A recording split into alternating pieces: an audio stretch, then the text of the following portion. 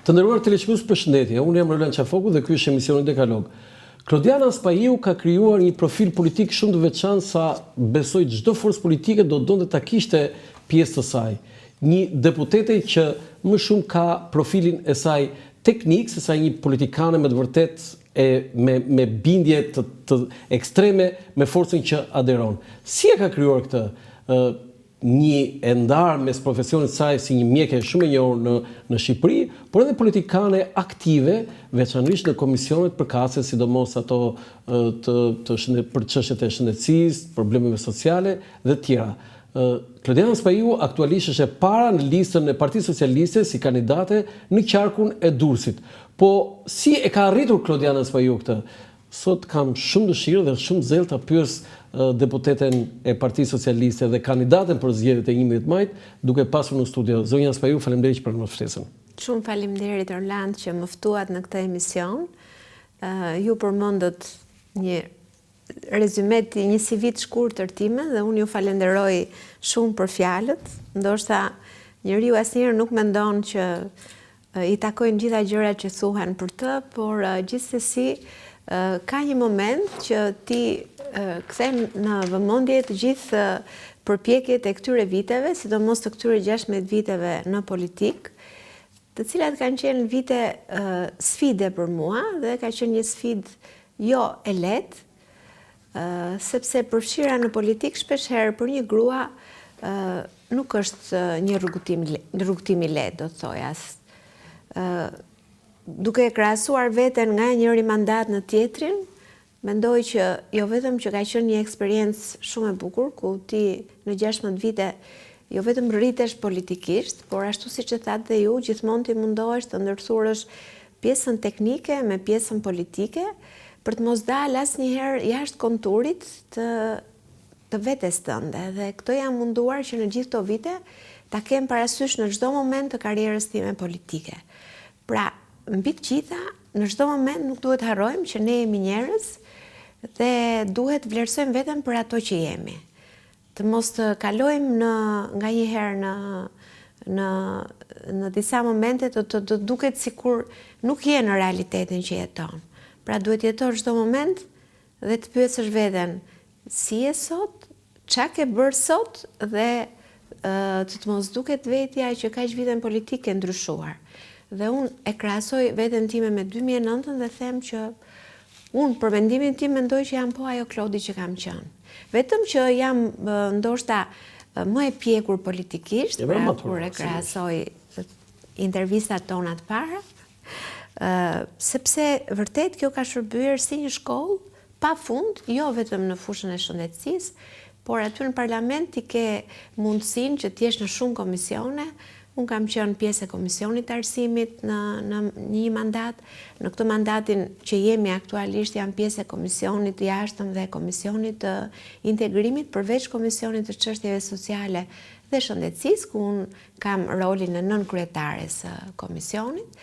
Dhe mendoj që vërtet ka shërbyer si një shkollë në çdo fushë, se ti mund të dish diçka në fushën tënde, por në fushat e tjera këto gjëra do duhet t'i mësosh, të përballesh me çfarë janë realizuar ndër vite, por edhe të përballesh pak me ato që ti ke patur në mendje, të paktën në fushën që ti përfaqëson. Okej, unë do bëj një falënderim në këtë moment për sponsorin gjeneral të emisionit Dekalog këtu në Dritare TV, institucionin monetar Manigram Akinvest, që e mbështet emisionin Dekalog që drejtoj unë këtu në Dritare TV, me sloganin e njohur, transfero shpejt, gjithmonë më shpejt, kudo dhe kurdo. Zonja Spaiu, ju keni mbetur ajo Klodi që keni qenë, sepse unë kam intervistuar disa herë në këto 16 vite karrierë, do të thënë 4 herë deputete, unë nuk ma merrte mendja që sepse ju nuk kishit ndonjë zell kështu të madh, o bëm deputete, o s'ka, unë do bëj këtë. Jo. Do thënë, ju ka ardhur aq natyrshëm dhe unë mendoj që kjo e këtë herë është një vlerësim maksimal që ju kanë bërë dhe sigurisht kryetari i partisë, por pyetja e parë është pse e bëri këtë? Do thënë, mua më duket ajo lista, nëse është e mundur regjia listën e qarkut të Durrësit, pse kryetari i partisë Socialiste zoti Rama, dhe jo vetëm ju dhe zonjën Milva Ekonomi, Ju vendosin në listë mbyllur. Pra, jeni të sigurt se u a them gjithëve unë. Ka thënë një deputet që këta të listës mbyllur mjafton mos i shtyp makina dhe janë deputet, domethënë të rrinë me humor. Humor që i zi, po. Në fakt, unë nuk do ta konsideroja kështu, sepse vërtet është një listë e mbyllur në të cilën ti nuk e ke i vetmi stres që ty nuk të mundon gjatë kësaj periudhe, është vetëm stresi i votës personale. Që ti do jesh deputet. Ndërsa përgjegjësia, unë mendoj që është shumë herë më e madhe. Ju përmendët pozicionimin dhe vërtet për mua është nder shumë i madh. Tash nuk mund ta mohoj dot dhe të them pra. Po pse e vlerësoj zoti Rama? Unë mendoj që ka qenë një vlerësim maksimal i kryetarit partisë, i drejtueses politike, por mbi të gjitha i të gjithë strukturave drejtuese të Partisë Socialiste. Sigurisht, strukturave. Sepse në fundit, nëse kjo gjë shkon në unison, nuk mund të jetë një gjë e shkëputur. Pra nëse merret një vendim të cilin e merr individualisht, po themi, vetëm kryetari i partisë, pa patur një mbështetje, jeni i sigurt që reagimi i bazës do jetë shumë negativ.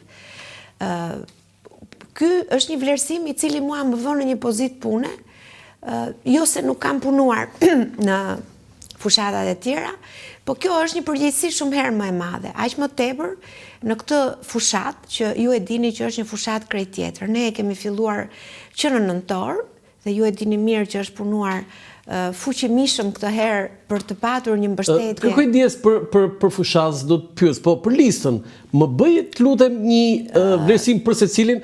Tani, ju tha që ishte e gjitha, po themi, ishte e gjithanshme ose përgjithësuese emri juaj dhe unë besoj këtë gjë, por gjithsesi është një vlerësim që ka bërë kryetari Rama. Do të thoja që lista e qarkut të Durrësit është një listë shumë mirë e menduar dhe është shumë e mirë, shumë e përfaqësuar duke bërë një ndarje edhe të territorit, pra të gjithë qarkut të Durrësit. Ju keni zonë veçantë? Duke patur patjetër, unë së bashku me kolegun Kume, i cili është dhe mjek, stomatolog, po, kemi të gjithë qytetin e Durrësit, të 6 rajonet që ka Durrësi, i kemi bashkë, është bërë një ndarje, zonja ekonomi do t'jetë në Kruj, pra në bashkinë e Krujës. Ka lidhje zonja ekonomi me Krujën? Po patjetër, ka qenë deputete në atë zonë. Jo, flas vetë kështu, gjinë kështu?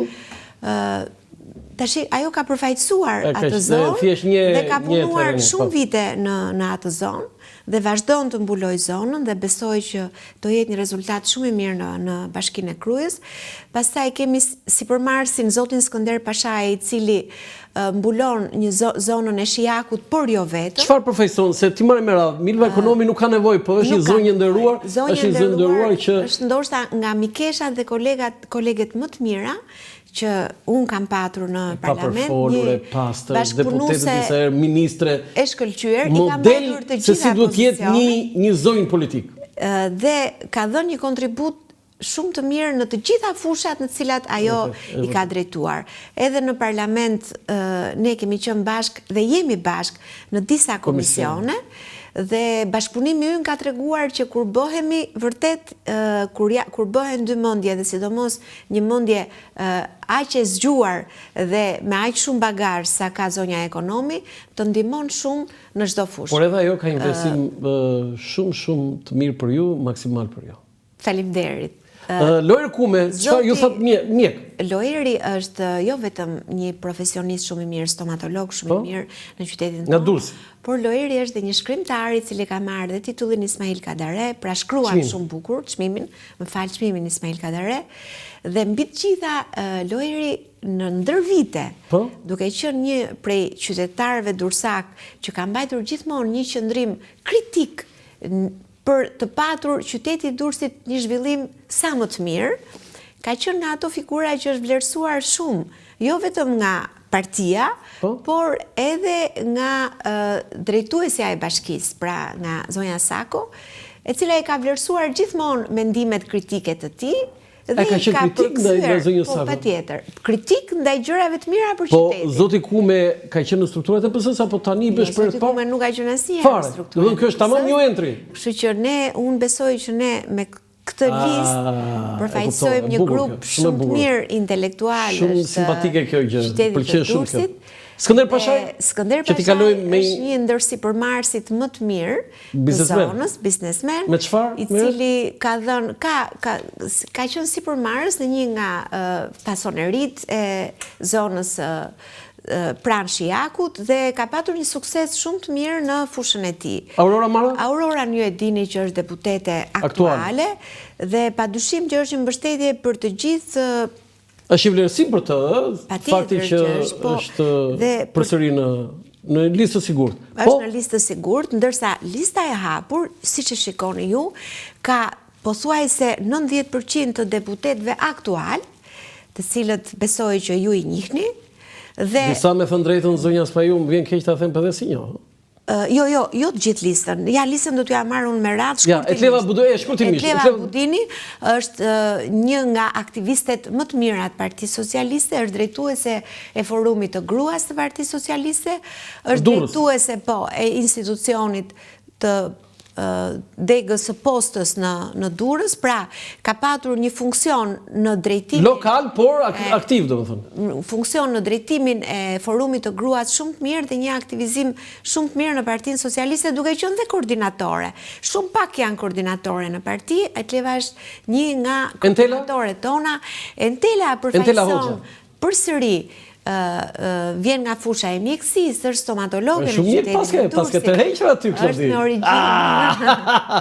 Jo, nuk është gjë e keqe, është gjë e mirë. Është gjë shumë e mirë dhe unë mjekët në parlament. Unë ndjehem krenare. Elise ju një mjek, nuk e keni nga shumë qef atje në parlament, po. Unë ndjehem shumë mirë që vajzat dhe gratë janë përfaqësuar më shumë se sa 50% edhe në listë mbyllur edhe në listë hapur. Po shikoj që shumë vajza paske, Klodi, dhe mjek dhe vajza i paske të rejqër aty. Kjo tregon që ka patur një vizion krejt ndryshe, jo vetëm të kryetarit partisë, zotit Rama, por edhe të drejtueses politike, por edhe të strukturave drejtuese. Do të pyes për drejtuesen politike. Tani Entela është mjek e ku? Përfshirë dhe kryetarin e partisë. Entela është stomatologe dhe njëkohësisht është me origjinë librane dhe përfaqëson një komunitet shumë të mirë në Durrës. Janë një familje shumë e nderuar dhe respektuar. Gjyshi i Entelës ka qenë veteran, pra janë nga familjet më të nderuara, kanë shumë vite, prej shumë vitesh, pra të angazhuar me strukturat e PS-s? Entela nuk ka qenë e angazhuar, pra edhe Entela është nga fusha e vetë që përfshihet për të dhënë kontributin. Ani Dyrmishi është drejtues i Këshillit Bashkiak në Bashkinë e Durrësit, ka mbajtur poste drejtuese të rëndësishme në qytetin tonë, ka drejtuar Fondin e Sigurimeve Shëndetësore, drejton Spitalin e Durrësit, një djalë që është me ambicie. Drejton Spitalin, edhe ai mjek? Jo, Ani është jurist, ka dhënë kontribut ka drejtuar Spitalin, se sigurisht, s'është e thënë që t'jetë mjek. Jo, është jurist, ka dhënë dhe jep kontribut në parti duke qenë prej shumë vitesh koordinator në një zonë të rëndësishme të Durrësit. Edvin Prençen besoj që ju e njihni, unë e njoh nga parlamenti se aty ka ardhur gjithmonë duke përfaqësuar shoqatën e fasonëve. Është me origjinë nga Durrësi dhe vërtet përfaqëson një kategori të rëndësishme, sepse ju e dini mirë se sa ka kontribuar fasoneria ndër vite, ndoshta nuk është më në kulmin e saj tani sepse drejtimin e ka marrë turizmi, por do të thoja që Edvini ka qenë edhe Edvini gjithmonë kritik, se unë tani i kujtoj nga parlamenti. I pasin të reqë ta kritikët. Po, ka ardhë dhe gjithmonë ka qenë në mbrojtje të fasonëve dhe në mbrojtje të gjithë kategorisë ti. Zotin Rushi besoj që e njihni sepse ka vite që jep kontribut, ka qenë nga kontributorët kryesor në parti, ndërsa Jona ka një veçanti. Jona është një vajzë e re, nën, do të thoya, ka një fëmijë të vogël, është arkitekte. Arkitekte në Durrës. Arkitekte në Durrës dhe vjen nga deputeti që duam, ka aplikuar aty, ka qenë pjesë e akademisë politike. Patjetër, përderisa është kandidate për deputete. Jo, fitoi atje, pse mund mos ishte fitues aty, por thjesht. Ne kemi patur një numër shumë të madh të kandidatëve në Sa? Më duket që kanë qenë 20 e sa. Dhe sa fituan? Ose sa këtu në listë këtu në listë janë 2. Dy, Jona dhe kushtim? Është dhe Lojeri, se dhe Lojerin e kemi patur në Lojeri në Lojeri është pjesë e deputetit. Po pse Lojeri në listë të mbyllur i sigurt dhe Jona? Tani unë them që kjo ndarja është pak, nuk është ndonjë ndarje, sepse unë ju thash që ne jemi një lloj në fushë. Vetmi ndryshim është që Jona do kërkoj vota për Jonën përveç se për Partinë Socialiste.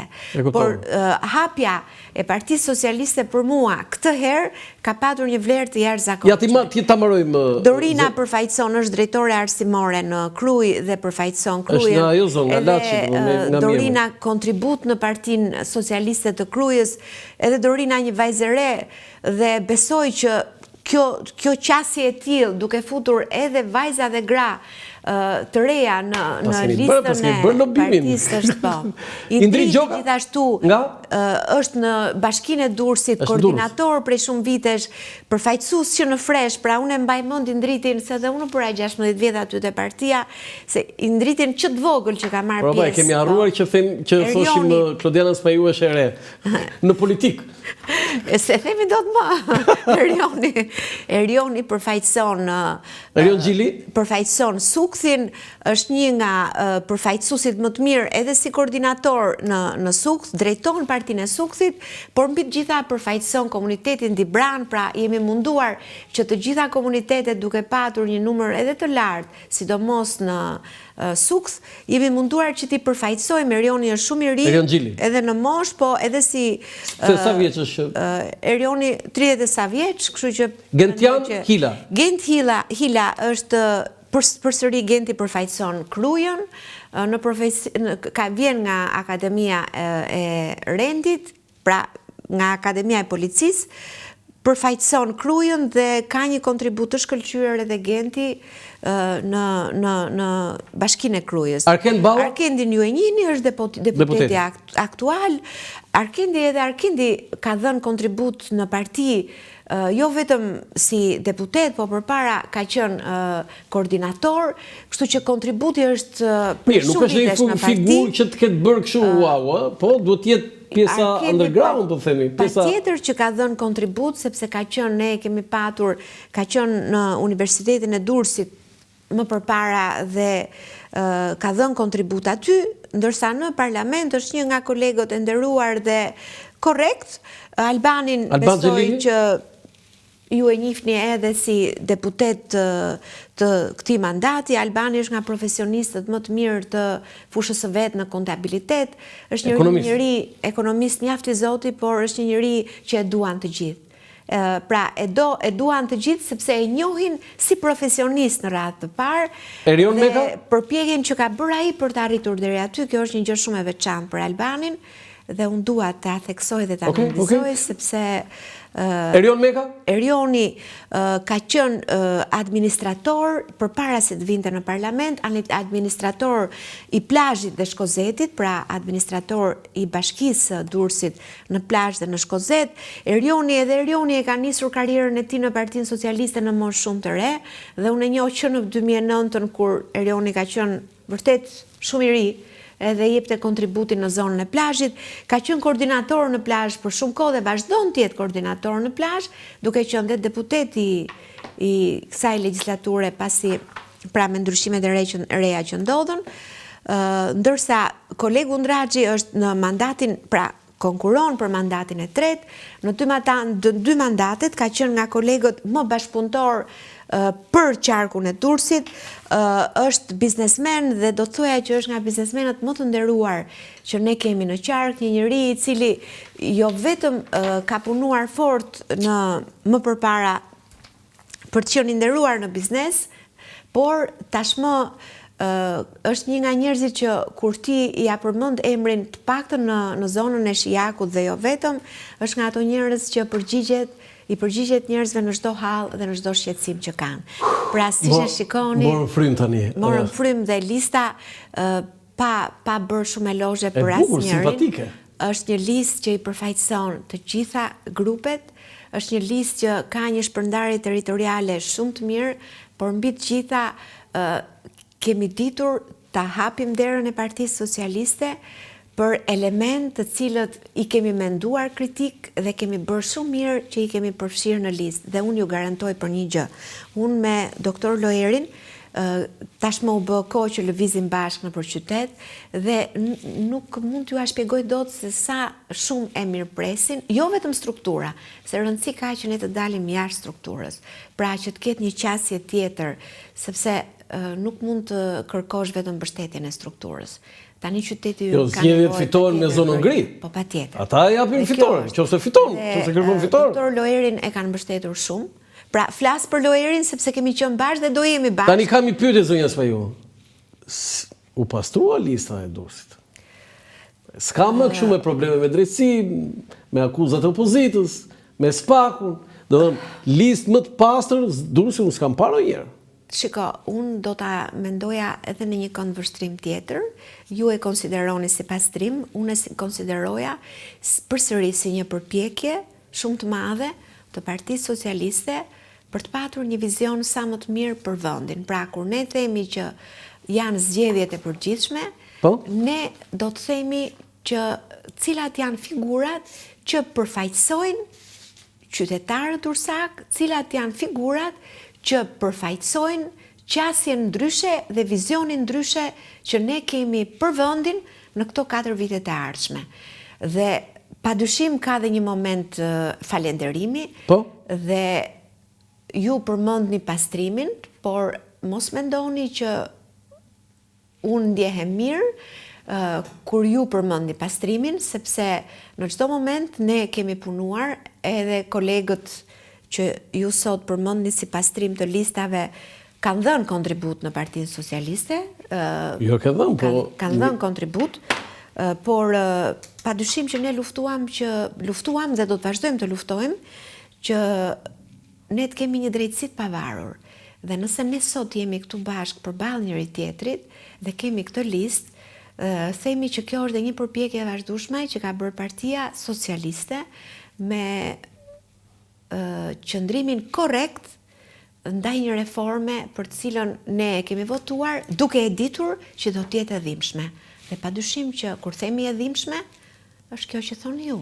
Mua më bërë përshtypje zonja Spaju, Emiliana Sako, që tani është drejtuese politike i qarkut Durrësit e Partisë Socialiste, që në fillim, duke qenë dhe re, nuk ishte një profil të veçantë të spikatur dhe pak njerëz po besonin që kryetaria e re e bashkisë që në prill vërtetës i erdhi radha të bëhesh kryetare, sepse ashtu ndodhi lëvizje sismike të forta në Bashkinë e Durrësit. Dhe u duk sikur me vërtet i erdhi radha, por nganjëherë kjo bën atë të durin. Dhe më ka bërë përshtypje se si profili i saj politik është rritur kaq shumë, duke bërë drejtuese i një qarku kaq të rëndësishëm sa Durrësi, se nuk është mund të jesh drejtues qarku pa i zhvlerësuar, po drejtues qarku politik i Durrësit i Partisë Socialiste nuk është pak. Domethënë, çka ka ndodhur me zonjën Sako? Unë kam pasur mundësi dhe ta intervistoj, madje në zyrën e saj në Bashkinë e Durrësit, dhe më ka habitur, sinqerisht, domethënë, edhe ndoshta nga qesenjia, por më ka habitur kapërcimi dhe rritja e saj politike. Tani ne kemi bërë bashkë edhe bisedë informale, përveç daljeve televizive. S'doja ta thosh. Po e them unë, nganjëherë jam më tepër e sinqertë se ç'duam, por në këtë bisedën tonë informale, ky ka qenë perceptimi juaj në fillim me të drejtë, sepse ju e njihni vetëm si kryetare e bashkisë. Por kemi edhe një gjë tjetër që duhet ta themi. Është nuhatja e drejtuesit ton për të kapur elementet që duhen, mendoj unë. Si e kujt? Ndoshta e kryetarit partisë. E Ramës. Po patjetër. Tani atje fillon dielli, zonja Spaju. Dielli atje është dielli. Ne duhet t'i japim hakun secilit. Unë nuk dal as për t'i bërë elozhe Edi Ramës, as për t'i bërë elozhe Emiliana Sako, se s'ka nevojë për mua. Janë atje ku janë, në sajt punën. Se këtë se besoj, nuk më shkon. Nuk më shkon. Po jo, nuk e besoj unë këtë dhe nuk e mendoj kurrë. Biseda jonë informale ka qenë e tillë që unë e kam parashikuar që Ani do ta kishte këtë rritje, sepse njeriu i punës, pavarësisht se në fillimet e karrierës veta politike nuk e ka shumë të pasur bagazhin politik, këtë e merr gradualisht sepse e para ka formimin teknik, e dyta të ndihmon një gjë shumë e madhe, sepse puna e saj prej shumë vitesh më përpara në një nga sektorët të rëndësishëm drejtues Bashkisë Durrësit, duke njohur të gjithë pjesën teknike të qytetit, arkitekturore dhe ndërtimi. Jo vetëm, dhe ndërtimi. Po, fusha që ka drejtuar në bashki i ka dhënë asaj një pasuri shumë të madhe për të drejtuar qytetin. Dhe e një mirë qytetin. E një shumë mirë qytetin. Dhe ti duke kjo s'mjafton, qytetin, jo, padyshim. Rritja politike. Ke disa cilësi që ne i kemi diskutuar, dhe rritja politike tashmë ty të vjen edhe sepse është dhe një gjë tjetër. Partia e Durrësit, që ta dini ju, ka qenë nga partitë e para që ka shpërndar modelin e saj në të gjithë Shqipërinë për organizimin politik. Organizim politik. Dhe kjo ka qenë në saj dhe të drejtuesit që ka drejtuar drejtuesin politik, por dhe drejtuesin e partisë. Pra, mënyra se si funksionon Partia e Durrësit është e tillë që i ka dhënë zonjës Sako një mbështetje shumë të madhe, se kjo që ne jemi sot këtu nuk është vetëm aftësi e një individi. Këtu funksionon grupi dhe në sajt të funksionimit të grupit, e di çka ka ndodhur në Durrës. 2009 ju e mbani mend, ka qenë 5 mandate. Dhe unë kam qenë e 5-ta. 5 mandate. Po, 5 mandate. Po. 2013 kemi qenë 6 mandate. 2017 kemi qenë 7 mandate. 2021 8 mandate. Po tani sa synoni? 9, se kështu ka ardhur ajo në rritje. Kështu e kemi synimin ne. Do synimi është 9 me 5. Po kështu kemi ardhur në rritje. Fare po don. Po jo, ne nuk kemi qëllim masakroj, po doja ka masakru veten tash, se unë nuk dua asnjëherë që të mbytyrin ta gjys. Nuk e, se nuk mundet mjeku. Pse janë të mbytur zonja?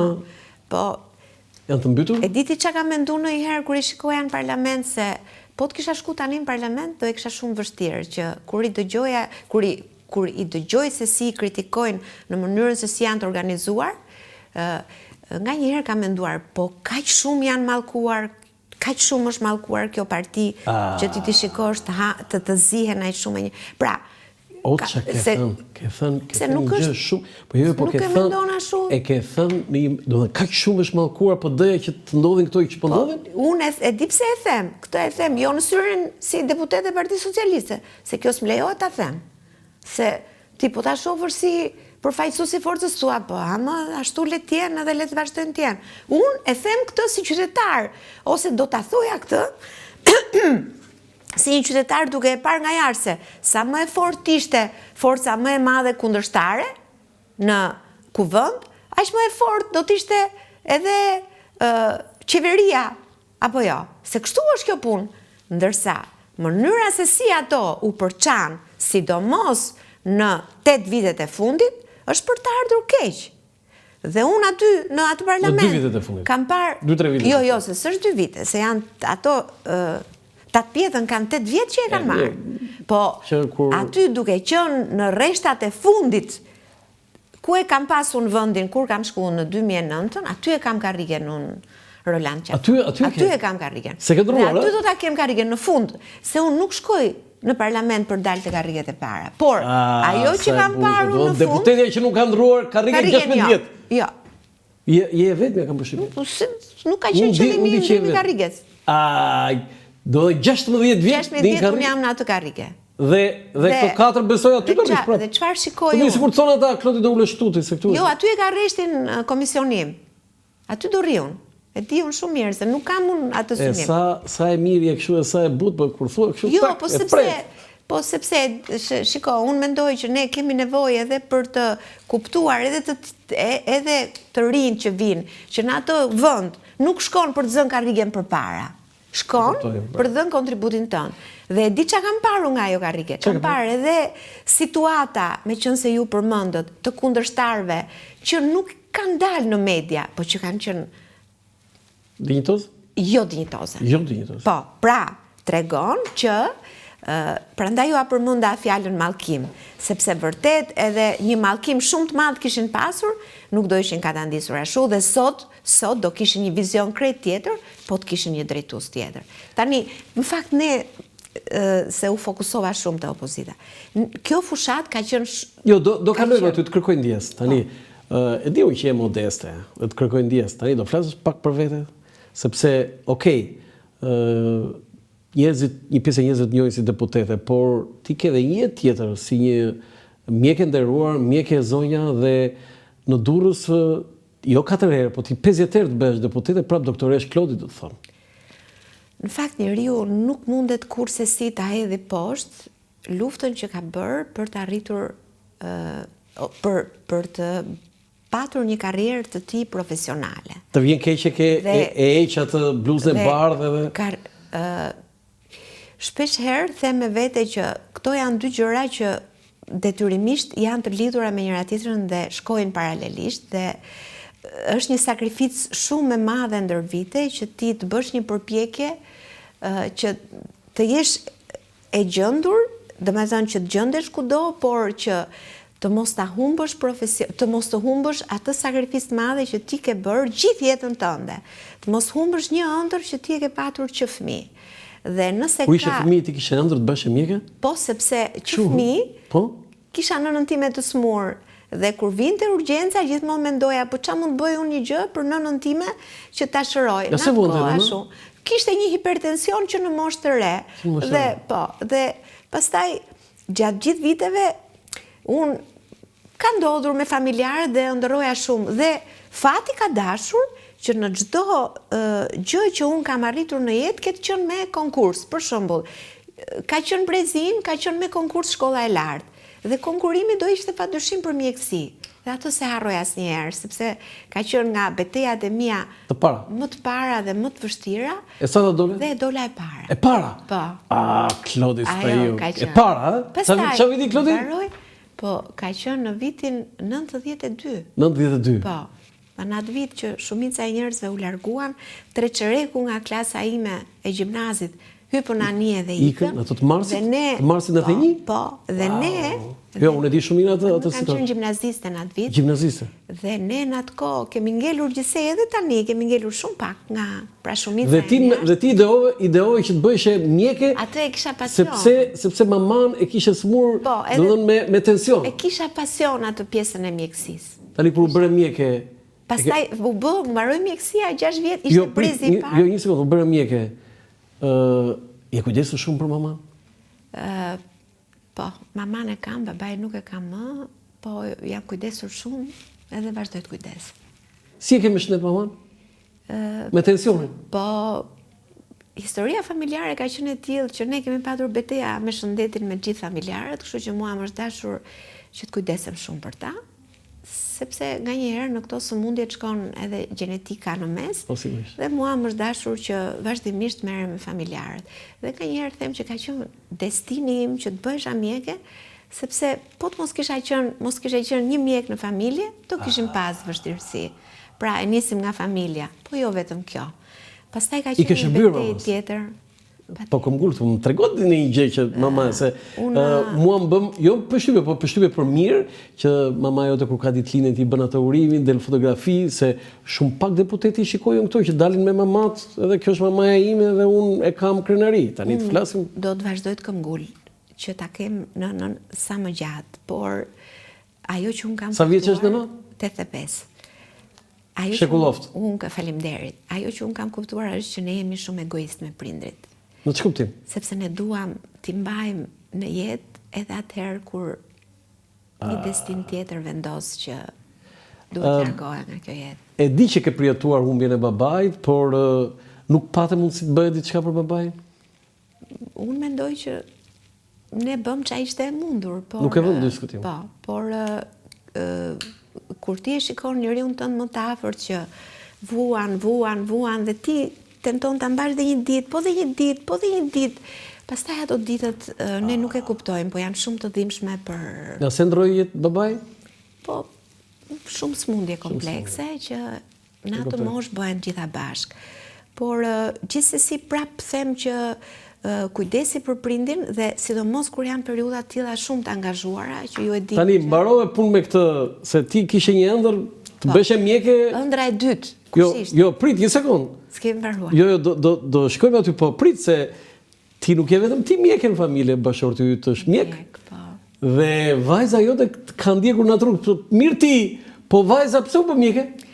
Dhe ka një gjë shumë të çuditshme Landi që ajo më ka ngjarë me natyrën 100%. Pra, qëllon shumë shpesh që... Dardha, ku mund të bjerë zonja Spaiu? Jo, ka, që unë s'do doja ta kishte këtë. Pse? Sepse ka një ambicje të smur për punën dhe një ambicje të smur për të... Së pas ka lënë gjë? Për të arritur atë që nga një herë është e pa arritshme. Megjithatë, njeriu kur këmbgulka... Po, vajza është në të njëjtin specialitet? Vajza në fakt, kur unë isha në ato momentet e vendosi që donte të bënte shkollën jashtë. Dhe mua më duke prap ëndra e saj një gjë e paralizuar, që nuk bëhet dot realitet.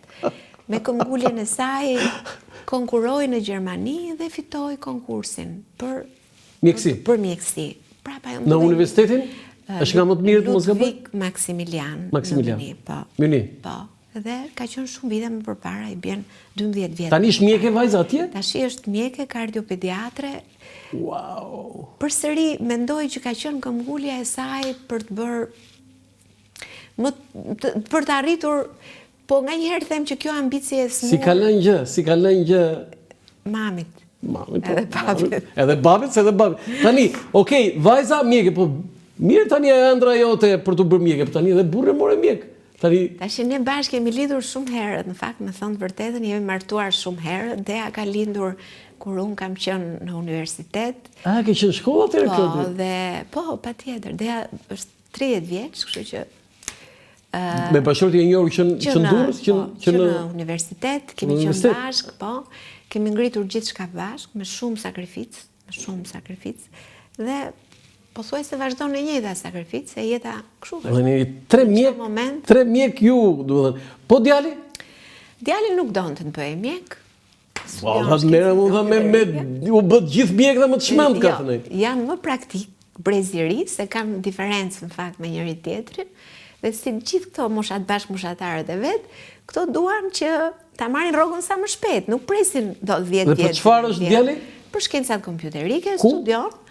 Është në një nga universitetet, nuk studion këtu, studion në Londër.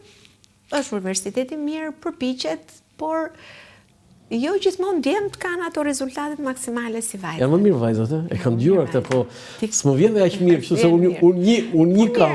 Shiko, po e ke shkëlqyer. Po mirë, po. Zonja Spaiu, më thuaj pak të gjë se do të pyes edhe për prindin, po te bashorti, nuk të ka thënë ndonjëherë o Klodi me këtë politikën tënde na plase, na mërzite, na lodhe. Boll ikse, hajde punojmë këtu, kemi bluzat tona të bardha. Për ditë është ky debat sepse është. Po për ditë është debati se nuk është një gjë e thjeshtë ta tregosh që edhe këtë lodhje dhe sakrificën se është një vajtje ardhje çdo ditë dhe ne shkojmë në shtëpi në orën 10 darkës. Pra, nuk është lodhje pak dhe sakrificë pak dhe të mendosh që herën 2 vjet je gjithmonë në këtë periudhën e mbi ngarkesës. Zgjedhje. Por ne kemi rënë dakord me njëri tjetrin që këtë sakrificë do ta ndajmë bashkë. Po them që do bëj ai këtë pjesën time. Tashti të ndihmon bashorti zonja Spaiu? Debate me. Po në fakt ka qenë në krah, edhe prindrit e bashkëshortit kanë qenë në krah gjatë gjithë kohës. Nuk do ta kisha arritur nëse të paktën nuk do kishte qenë mundimi i tyre për rritjen e fëmijëve. Të kanë ndihmuar prindrit e bashkëshortit për fëmijët? Shumë, sepse siç u thash, a shikoni që deputetëve, që anunset se si flet për vjedhjen dhe vjerrën. Po sa kemi aty në parlament që flasin kaq mirë për vjerrin dhe vjerrën, ë? Do të thonë e kupton, kjo është familja, është baza dhe besoj këtu e ke suksesin në zonjën Spaiu. Toleranca duhet të jetë nga të dy anët, sepse unë e kuptoj që nga një herë teproj. Domethënë, ku e tepronti? Teprimi im ka qenë gjithmonë në këtë pjesën e angazhimit në kohë, në të gjitha aktivitetet që ti duhet ti përballosh. Kështu që koha e munguar ka treguar që duhet kemi një bashkëpunim dhe një tolerancë, edhe një mirë kuptim do të thoja, sepse vjen një moment që se tani edhe vitet kalojnë. Tani vitet kalojnë. Si 35, si 50 që ti të kam gasmuar një intervistë, të kam thënë si e me shëndet. Po ta bëj sot këtë pas. Tashti mangësia ime më e madhe është që nuk i kushtohem vetes për atë që duhet i kushtohesh. Dhe kjo vjen edhe për shkak të angazhimit. Por ka dash Zoti deri tani kam qenë mirë, tash duhet kujdesem pak më shumë se Jo, një mjekë kardiologe, si është me zëmrën, si jeni me zëmrën? Me tensionin. Po deri tani kam qenë mirë, pra nuk bëj më shumë komente se nuk e di çfarë do ndodhi. Sepse tani ne gjithsesi hym në atë moshën e riskut që duhet kujdesemi për veten. Por do të thoya që komponenti i stresit është nga komponentët kryesor që ty ta cënon shëndetin dhe këtë ne duhet ta pranojmë. Dhe në pak raste mund të them që edhe politika ka luajtur rolin e vet në këtë pjesën e stresit që të ngarkon. Mbi të gjitha, padyshim që ne jo të gjithë mund të na duan, sepse kemi dhe njerëz që mund kenë ato opsionet e veta të kundërshtisë. Por unë një gjë do ta thoja dhe këtë e them me shumë pastërti që në gjithë të karrierën time, jo vetëm politike, profesionale, gjëja e vetme që nuk të doja ta humb, ju thash që e para është mbi të gjitha është profesioni, sepse ti kurrë nuk e din asnjëherë se në cilin stacion të politikës do të duhet të zbresësh për shumë arsye. Dhe ne këtë bisede kemi bërë dhe bashkë shumë herë. Dhe mbi të gjitha njerëzit të duan dhe të respektojnë për atë çfarë ti mund të ofrosh për t'i bërë më mirë. Të dyja bashkë janë të rëndësishme, sepse edhe të qeverit politik jep një efekt pozitiv kur e mendoj ndër vite, mund të them që ka plot gjëra që unë them sot që Klodi, kjo gjë duhet ishte bërë më mirë, sidomos në fushën time, por kur e shikoj se çfarë përbaltje dhe çfarë mlefi, jo të gjithë, po ato që duan ta përbaltin, se ne padyshim që janë bërë aq shumë gjëra, por sidomos në sektorin e shëndetësisë dhe çështjeve sociale, them me bindje që ne, kur them ne, aty fus dhe veten, nuk kemi ditur të bëjmë PR-in mirë të gjithë gjërave që kanë ndryshuar në të dyja fushat. Sepse kur krahasoj se ku kemi qenë dhe ku jemi, dhe kur dëgjoj sidomos nga kundërshtarët që e bëjnë në mënyrë të qëllimshme, se padyshim tani jemi në fushat, se e din shumë mirë, pra një mjek e di shumë mirë se si një mjek që është sot në politikë, në fushën e opozitës, e di shumë mirë, nuk mund të harroj dot se si është lënë 2009, se si është lënë 2013, se qa është bërë në çdo mandat, dhe se si bëhet përpjekja... Se ti thot 2009 se nga që bërë dhe për 8 vetë. Po, se e kam jetuar në 2009 dhe kam bërë atë përpjekjen time deri në 2013. E kam parë më qa kanë lënë 2013. Mos them vetëm për borë. Je kënaqur me nivelin mikësisë sot. Atëherë, prandaj u them që unë për ditë e pyes Klodin që qa mund t'ishte bërë më mirë, se duhet ta pyesësh për ato që kam pas ndorë unë. Po? Ajo që kam pas ndorë unë dhe që duhet kisha bërë më mirë, them me bindje që është kjo, që ne nuk kemi ditur të bëjmë PR-in mirë të gjërave që janë bërë në çdo mandat në shëndetësisë. Pse se keni bërë këtë? Dhe këtë se bëni ju? Po për këtë pra po të them, sepse njerëzit ndoshta duke dëgjuar vetëm anët negative se njeriu është nga natyra, është i prirur të dëgjoj vetëm anën negative. Po nëse ti thua që shiko, kur ne në çdo mandat kemi munduar që të përmirësojmë në të 4 shtyllat e shëndetësisë për të arritur sot në këtë mandatin që jemi, që të arrim në një vetë menaxhim ose në një autonomi të gjithë spitaleve, por ti nuk do punosh vetëm për autonominë e spitaleve, ti do punosh padyshim dhe në parandalimin e smundjes. Dhe në gjithë projektet që janë ndërmarrë, gjithë analiza që është bërë në 2014, për të patur një projekt ndryshme për të kontrolluar shëndetin e qytetarëve, jo të smur, shëndetin e qytetarëve, na ka dhënë ne mundësinë që sot pas kaq viteve të kemi një database 10 vjeçar me të dhënat e të gjithë qytetarëve. Ky database shërben për të studiuar se çfarë sëmundjesh ti, ku duhet të fokusohesh. Pra në qoftë se sot ti ke një strategji të shëndetësisë 10 vjeçare, ti në atë strategji ke të përkthyer të gjitha të dhënat që ti ke marrë nga ky kontrolli shëndetësor bazë që sot përballet aq shumë. Ama ti sot po të pyetësh një cmur që është diagnostikuar për herë të parë nga kontrolli shëndetësor bazë për diabetin, në 10 vite është parandaluar sëmundja. Pra në 10 vite është parandaluar infarkti, është parandaluar dëmtimi i trurit, dëmtimi i veshkës. Pra nëse sot ne kemi punuar në 10 vjet për këtë database që sot e kemi, që Instituti i Shëndetit Publik e përdor për politikat e tij, që kemi një program tashmë të përcaktuar për shëndetin e gruas, që ne themi që kemi bërë, po, ne bëjmë dhe e kemi intensifikuar kontrollin e grave për kancerin e gjirit dhe duam që tani mos ta kemi më të fokusuar, por ta bëjmë me detyrim kontrollin në programin ton.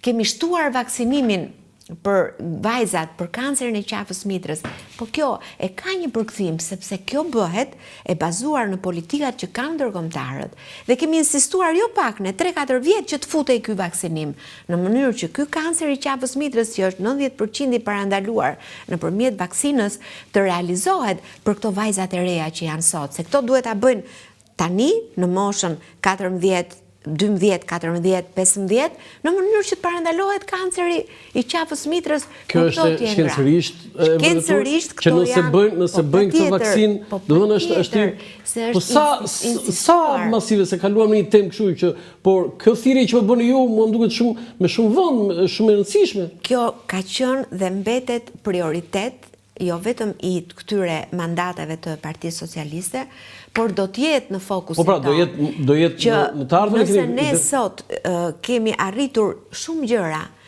në parandalimin dhe në trajtimin e menjëhershëm, po themi të infarktit miokardit, ne nuk duhet harrojmë që ne kur e morëm reparti i hemodinamikës, në qoftë se juve ju kujtohet, punonte me orar deri në 3 mbasdite. Pra, kush vinte me infarkt mas orës 3, ishte i detyruar që të mos trajtohej. Sot ne kemi 4 qendra hemodinamike. Unë kam bërë falënderime publike për mjekësinë. Nuk e di nëse e ke lexuar, por ka dhe defekt tani, mos ta bëjmë me pesy, ë? Unë ju thash pra që unë ngelem te ajo karrige e parafundit. Pra, kur them karrige e parafundit, kemi insistuar ndër vite që të realizojmë siç bëhet për infarktin në zemër, bëhet dhe për infarktin në tru.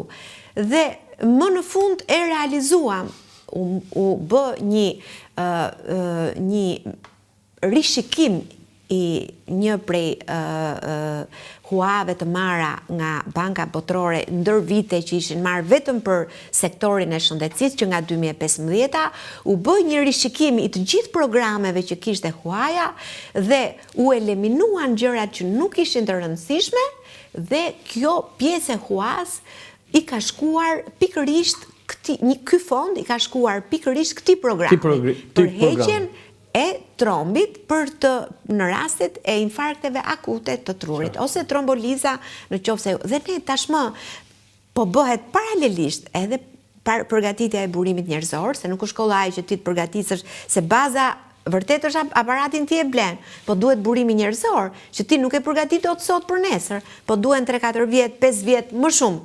Pra, po punohet dhe së shpejti ne do ta bëjmë të realizuar dhe trombektomin që ju e keni dëgjuar shumë herë. Edhe në të dyja, pra ju i keni dëgjuar jo më larg se dje i përsëri kryetari i opozitës, sepse një mjek e di shumë mirë se çfarë duhet dhe se sa është përmirësuar. Përmendi akseleratorët, po sot jemi me 3 akseleratorë. Përmendi PET skanerin që ne nuk e kemi, po do ta kemi se është bërë pikërisht menaxhimi i kësaj huaje të Bankës Botërore, kushtuar vetëm shëndetësisë, që në sajt të kësaj huaje ne vjen një moment që edhe duhet falenderosh, sepse është bërë transformimi i të gjithë spitaleve rajonale, jo vetëm me pajisjet, por edhe me burimet njerëzore, se këto harrojnë. Po ne kur erdhëm në 2014-ën, ju e kujtoni, kishte 5 vite që ishte mbyllur fusha e specializimit të mjekve. Dhe për 5 vite ti nuk ishe specialist. Tani të bëjmë pyetje nga 2015, më fal, nga 2015, nga 2014 dhe deri sot ne kemi çdo vit Sa breza të rinj që dalin specializantësh mbi 200. Mbi 200, Po, që janë në fusha të ndryshme. Tani nga këta sa ikin jashtë zonja Spaiu? Ja, do t'ju them unë, se tani ti ato që përgatitet i ke vënë dhe një kusht tani. Pra, me ndryshimet që ne i bëm. Sa 5 vjet? Jo, është më pak, për specialistën është 3 vjet. 3 vjet. Po, i ke vënë dhe një kusht, në momentin që ti specializantin e paguan, me një pagë që është e mirë, ai specializant ka detyrimin që të punoj në specialitetin e tij 3 vjet. Ai specializant që e bën me pagesën e tij, detyrimisht që ti nuk e mban dot. Por, ka dhe statistika, pra që ne i kemi parë edhe ato që ikin, edhe ato që kthehen, por mos harrojmë një gjë, që edhe unë në kohën time kam ikur me paratë e mia. Pse? Sepse doja të bëja një gjë që nuk bëhej në atë kohë në vendin tim, që ka qenë një gjë elementare fare. Kështu që e të kërkuarit të diçkaje më të mirë nuk do të ketë fund asnjëherë. Ju i patë së fundmi vendimet e Gjermanisë që ka ndryshoi politikën për emigracionin. Pra, varet edhe nga qeveria që drejton. Tani më kujtove Gjermani. Ka një pyetje të kërkoj shumë dies. Vajza ju është mjeke në Gjermani, në Muni. Po. Jo çfarë thot Klodiana Spaiu, po çfarë thot vajza e Klodiana Spaiu, e cila është mjeke për mjekësin ton. Atëherë, vërtet vajza është mjeke në Gjermani, por vajza ime del nga puna në 9 darkës. Dhe paguhet për orarin e punës deri në 3. Nuk paguhet për atë? Jo, fare. Ajo është akoma specializante, por puna është punë në Gjermani. Pra, nëse shkon në punë në orën 7 dhe orari punës është deri, po themi në 4 ose në 5, një specializant, një mjek që specializohet, padyshim që do kërkoj më të mirën dhe nuk do të shikoj orarin. Pra, jo, çfarë thot për mjekësinë shqiptare, vajza? Padyshim që mënyra se si ajo, se ka të bëjë dhe me shkollimin. Pra, tani nuk mund të krahasoj unë universitetin, pra kur ti bën një sakrificë që në moshën 18 vjeçare, nuk është një gjë e vogël që ti të shkosh dhe të studiosh në një nga universitetet më të mirë në botë. Po tashi është sakrificë pra. Po kjo sakrificë, kur ti vendos të studiosh, jo, edhe rankimi, është gjithë jetën.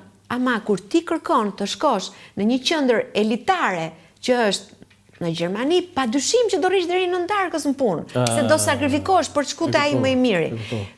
Po edhe specializantët tanë nuk është se nuk sakrifikojnë dhe nuk e kanë dëshirën për të mësuar. Po, sepse, po ja ta them unë pse ikin. Po edhe unë po të kisha qenë, do kërkoja gjën më të mirë. Sepse ajo që ne po kërkojmë të bëjmë është pikërisht kjo, që ti një specialist të mirë, që ta mbash, nuk mjafton vetëm rroga. Pra ti i ke rritur rrogat, i ke quar rrogat, ja ke rritur rrogën specialistit sot shumë herë më tepër. Pra nëse specialisti po merr gati 1.700 euro specialisti dhe pa llogaritur rojet. Tani ne nuk po themi që ai specialisti do vetëm rrogën, sepse ti po prandaj ju them që ne nuk kemi ditur ta bëjmë PR-in ashtu siç duhet. Sepse ti atij specialistit i ke ndryshuar rrënjësisht infrastrukturën spitalore, se del ai dhe thot që po ju vetëm lyni me boj, po ju më jo, se spitali nuk do vetëm boj. Spitali do pajisjet e para. Pra do specialistin, po do dhe pajisjet. Spitali do menaxhimin e dyta. Ne kemi sot një model që është Spitali Memoriali Fierit, të cilët kanë fituar dhe autonominë financiare. Pra, morën autonominë menaxheriale, tani po punojnë për autonominë financiare. Dhe duhet të dëgjosh se nuk është fjalët e Klodit ndoshta nganjëherë vinë si mund të duken të egzageruara, po duhet të dëgjosh një pacient që del nga Spitali Memorial, jo vetëm kushtet, pra jo vetëm hoteleria, se tashmë kjo është arritur në të gjitha spitalet rajonale, por ne flasim për edhe mënyrën se si shërbehet. Pra, mënyra e menaxhimit autonom tregon që ti jo vetëm që do të dish të menaxhosh financat, po do menaxhosh dhe burimin njerëzor. Pra, ti do bësh kontratë me Landin, që është doktori më i mirë ortoped, sepse ti ashtu do të tërheqësh dhe pacientët. por kjo mënyrë menaxhimi dhe kjo qasje e re nuk harrihej padyshim nëse ti nuk i krijon kushtet brenda në spital që çdo shërbim që ofron një spital rajonal të jetë në kushte të tilla për të qenë autonom. Pra, nëse ne themi që tashmë në pjesën më të madhe të spitaleve rajonale ofrohet shërbimi onkologjisë, ju nuk e harroni kohën kur ne merrshim 100 mesazhe për Herceptinën apo jo. Se s'kishte Herceptin. Pra, del dikush sot dhe thotë që onkologjiku ka probleme. Po, do ketë sepse lista e medikamenteve të reja të onkologjisë, të barnave biologjik, shkenca ecën me vrap, jo me hap, me medikamentet e reja. Shkenca ecën me vrap. Po, se ashtu është. Unë kuptova këtë, doktoresh Klodi, që PR-i që bërti sot në këtë minutazhe jo më kot e lashkë se zakonisht kandidatët nuk flasin kaq gjatë, por e para njerë edhe unë u informova vetë, po edhe publiku, po këtë PR-in, pse se keni bërën përpara këtë, s'po kuptoju. Shiko, PR-i, lufta dhe përpjekja është bërë e vazhdueshme. PR-i, ndoshta fjala PR-i është e madhe, por informimi. Ne kemi besuar dhe besojmë shumë në atë çfarë perceptojnë qytetarët në gjithë këto gjëra që janë bërë ndër vite. Dhe në fakt, për hir të vërtetës, nuk kanë qenë pak, po kanë qenë është fushata e 10 kjo tani që partia po të llogarisim edhe lokalet.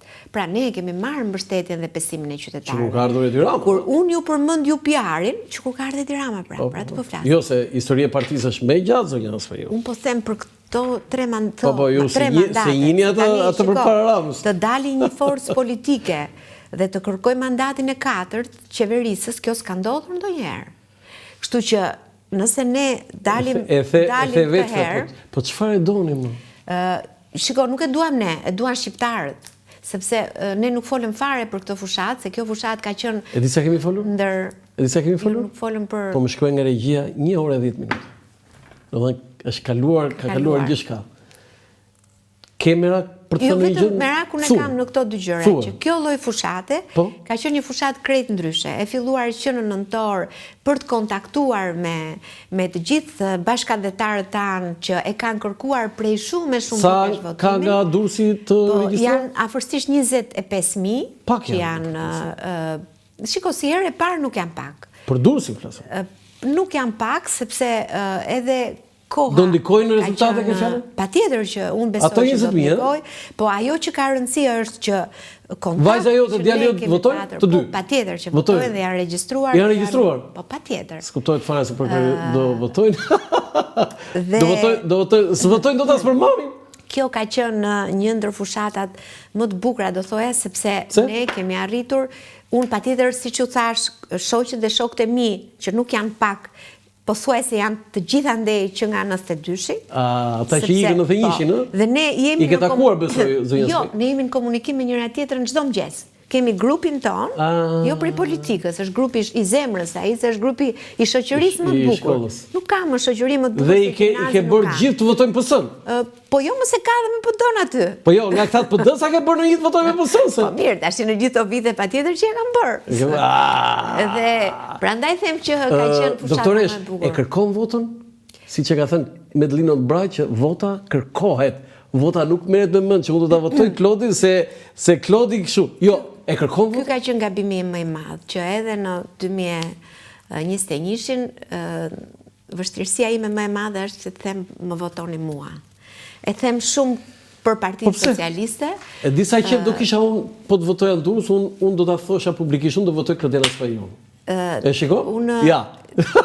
Po, kjo në koncept në politik nuk funksionon nëse ti nuk e kërkon. Pra, nëse ti nisesh të mendosh që mendoj që do më votoj X sepse më nje, ajo nuk funksionon. Po, sepse në fundit duhet kërkuar vota dhe mënyra se si po punohet tani, unë them që ne do të kemi një sinergji shumë të mirë, sepse të gjithë kolegët që janë në listën e hapur, po punojnë shumë fort tek fasha gri. Se pa diskutim që edhe 3 mandate nuk janë pak, ne bëm një diskutim se çfarë kemi bërë dhe çfarë mund të bëjmë më mirë. Jo, kuptova këtë që kishim shumë pa bërë intervistë. Pa bërë intervistë. Kishim shumë. Tani, unë e mbyll me këtë, zonja Spajeu, 30 sekonda, 1 minutë, ju një mesazh për zgjedhjet. Pse duhet të votojnë juve? Një lloj mesazh, një lloj thirrje te kamera këtu. Këto janë zgjedhjet më të bukura që ne kemi patur ndonjëherë, sepse bashkë me ne do të votojnë të gjithë bashkëdhetarët tanë, të cilët kanë mundur të regjistrohen dhe nuk janë pak, janë më shumë se 240.000, dhe do të jetë një vot unanime për të patur Shqipërinë antare të Bashkimit Evropian. Rrugtimi ynë ka qenë shumë i vështirë për të arritur deri këtu, vetëm dje ne kemi hapur një prej kapitujve më të rëndësishëm, dhe bashkë me këtë bëhen jo pak, po bëhen 3 kapituj të hapur, kështu që insistoni fort, mbështesim Partinë Socialiste, sepse shumë shpejt, brenda 2 viteve, ne do të jemi pjesë e Bashkimit Evropian për të qenë me drejtat plota, ashtu siç janë 27 vendet e Bashkimit Evropian. Zonja Spaiu, e kam shijuar këtë intervistë jo në aspektin politik, por sepse kisha përballë një zonjë të nderuar, të respektuar që nuk e teproj të them që sikur të kishim kështu dhe si që jeni ju në parlament, parlamenti do ishte shumë i mirë. Faleminderit, zoti Qafoku, unë vlerësoj shumë opinionin tuaj që është mbështetës, ka qenë dhe nganjëherë kritika të bazuara në realitet. Ne kritik në e lartë, tani ta bëjmë zonja Spaiu. Jo, patjetër, dhe unë vlerësoj, do të thoja që jam më e prirur të vlerësoj kritikën, sepse kritika juaj është e bazuar në fakte, dhe do të thoja që Parlamenti i ardhshëm, të paktën për grupin e Partisë Socialiste, edhe pse jemi në këtë model të sistemit zgjedhor, ka në të paktën në listat e mbyllura më shumë se sa 50% gra dhe vajza, që e them me bindje që janë shumë herë më të mira, më të zgjuara, më të reja në gjitha aspektet se sa Klodi, dhe lista e hapur ka më shumë se 30% gra dhe vajza, që siç e pat modelin e Durrësit, është model në çdo qark, dhe për këtë në fakt ndjehem e nderuar dhe e vlerësuar, mbi të gjitha për atë përpjekje që kemi bërë që nuk shkoj dëm, sepse ky sistem zgjedhor edhe mund t'i eliminonte gratë dhe vajzat, por vizioni është gjë e madhe, mos përsëris mos e duket sikur bëj elozh për drejtuesin e Partisë Socialiste, po vizioni Jo, e prishi, se më kujtua, e prishi rregull, se tha ata që kanë më shumë se një mandat, jo në visë mbyllur. Rregulli, në qoftë se është prishur rregulli, është prishur vetëm për t'i lënë hapësirë gra, vajza të Shqipërisë për të punuar më fort. Dhe t'jeni i bindur që në çdo punë, edhe partijake, që drejtojnë gratë, ne kemi patur rezultate shumë herë më të mira. Okej, e mbyllim më mirë kështu. Të nderuar teleshikues, ky është emisioni im për sot nga unë Erlan Qafoku, mirupafshim.